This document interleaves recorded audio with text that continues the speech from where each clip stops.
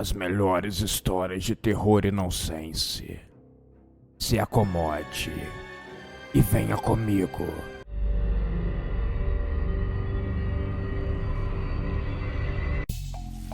O festival acontecia no outono, quando as folhas das árvores caíam e o clima estava mais ameno e com menos chuvas.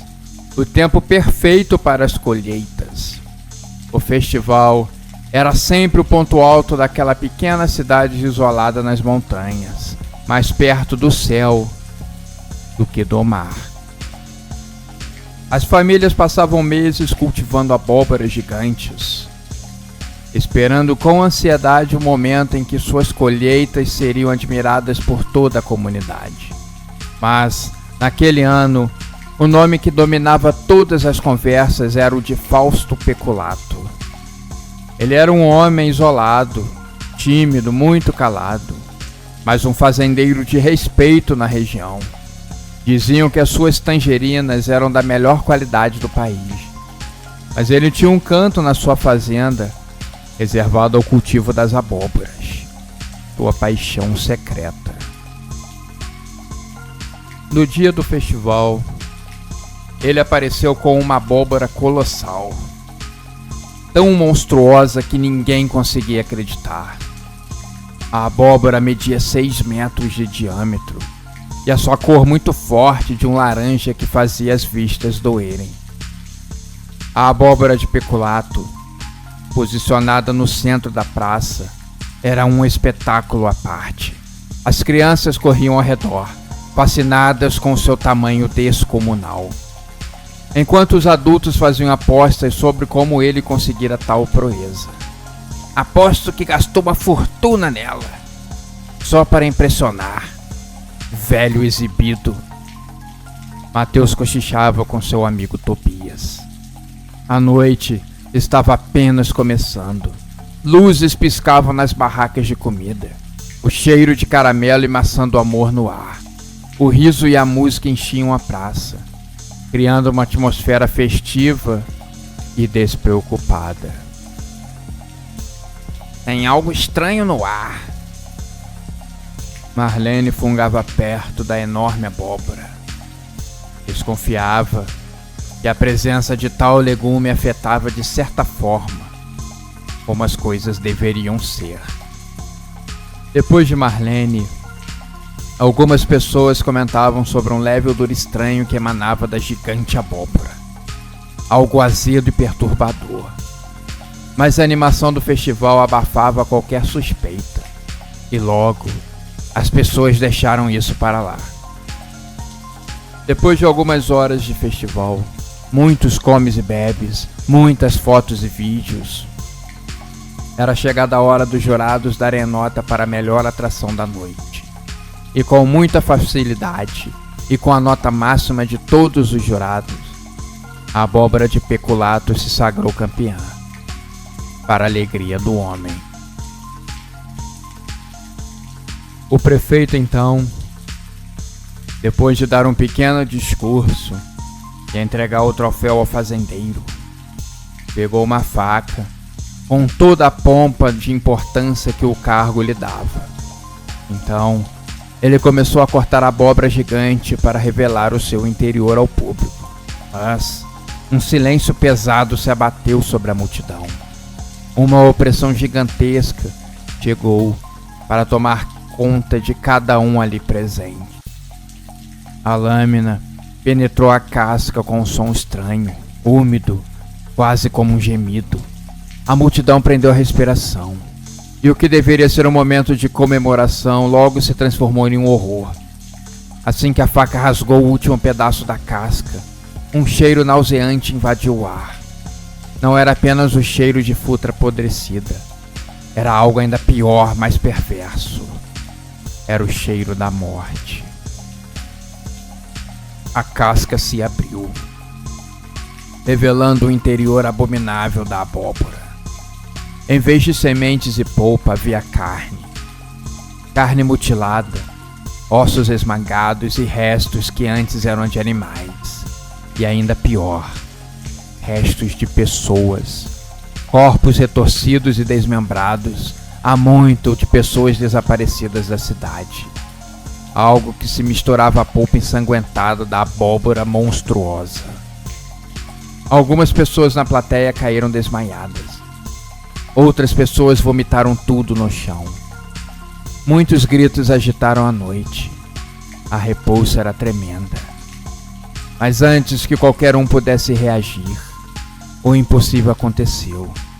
A polpa vermelha e viscosa começou a se mover. De dentro daquela massa nojenta, criaturas grotescas começaram a emergir. Elas eram uma mistura insana de carne, vísceras e ossos, com garras afiadas e dentes que brilhavam sob as luzes.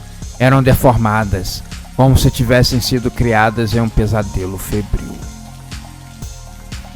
O pânico tomou conta da praça e as pessoas correram, mas não havia para onde ir.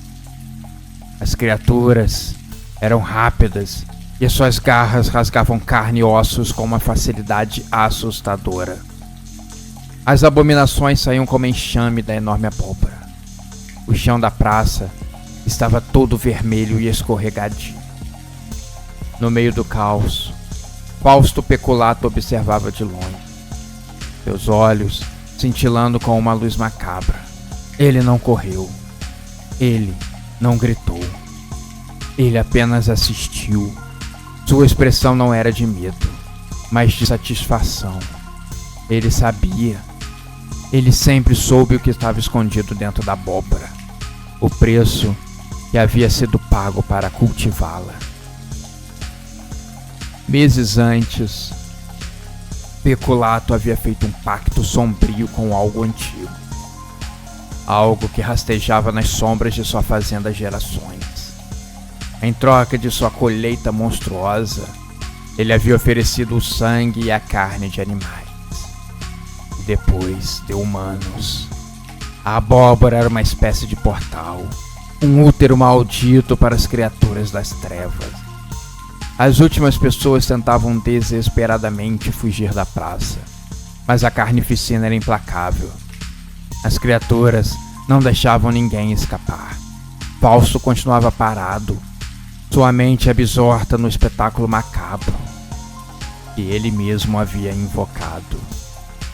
Quando o último grito cessou e a praça ficou em silêncio, coberta de sangue e corpos, Fausto Peculato sorriu. O festival havia terminado, mas a sua colheita, a sua verdadeira colheita, estava apenas começando.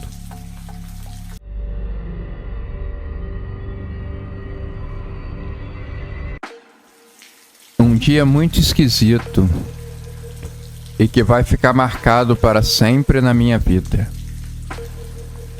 Eu precisava que a trilha que levava a uma famosa cachoeira fosse marcada para reabrir o parque aos visitantes novamente. Então, contratei uma empresa que me enviou 3 homens. Eles com ar sérios e marcados pela idade. Trabalho árduo deixa a pessoa com aparência mais velha do que sua idade real. Eu estava encarregado de seguir a trilha e ir marcando com eles os lugares em que precisavam cortar galhos, capinar mato, remarcar lugares, consertar pequenos degraus de madeira e etc.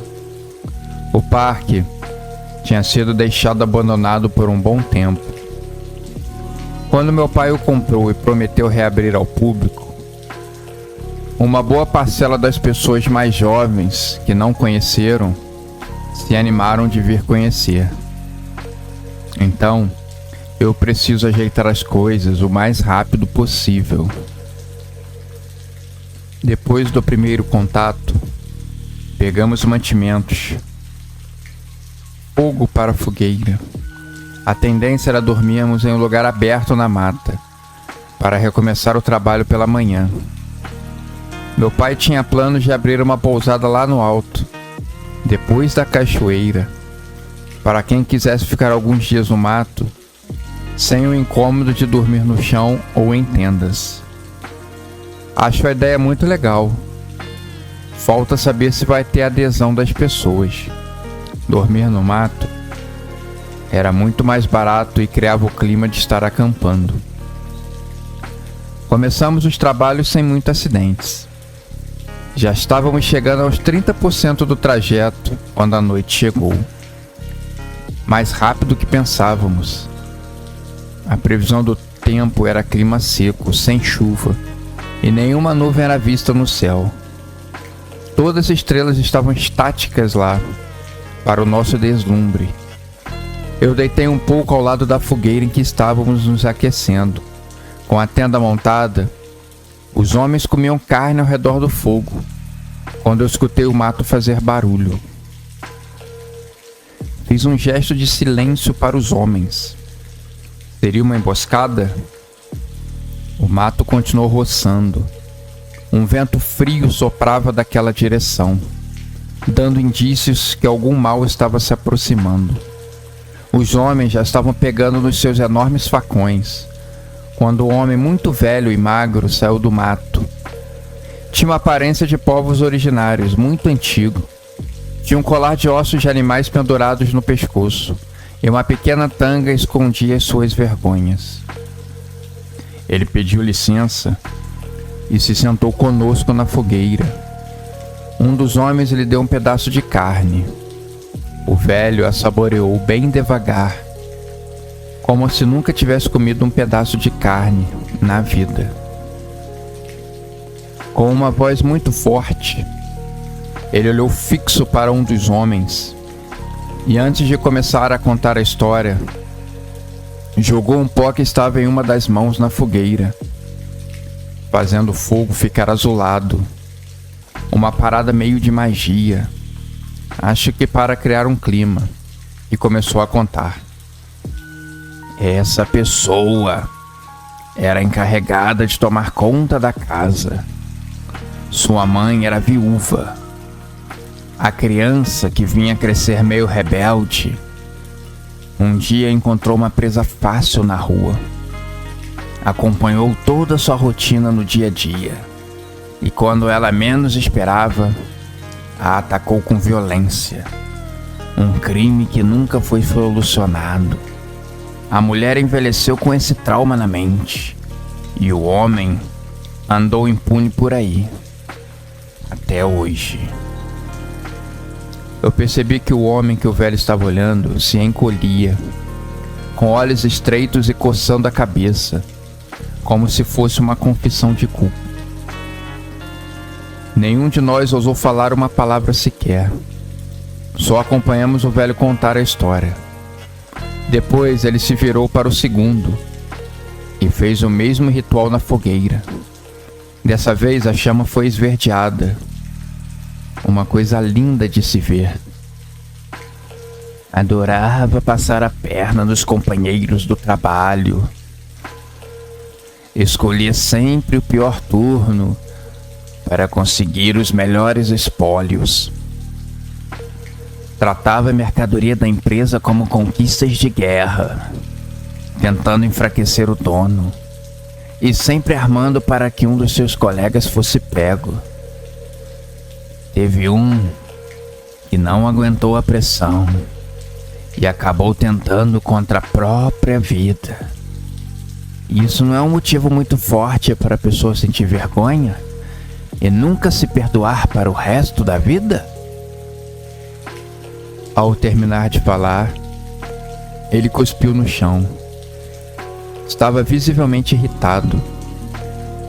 Notei um comportamento parecido do segundo homem. Eu estava com medo que chegasse a minha vez. Não lembro de ter feito algo assim no passado, mas nunca se sabe. A memória, às vezes, nos trai.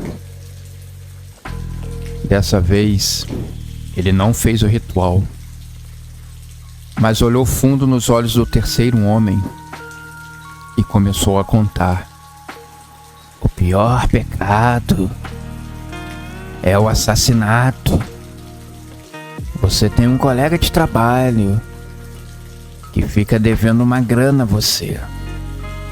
Havia pedido emprestado alguns meses antes, mas como nunca tinha dinheiro para pagar, foi adiando a causa.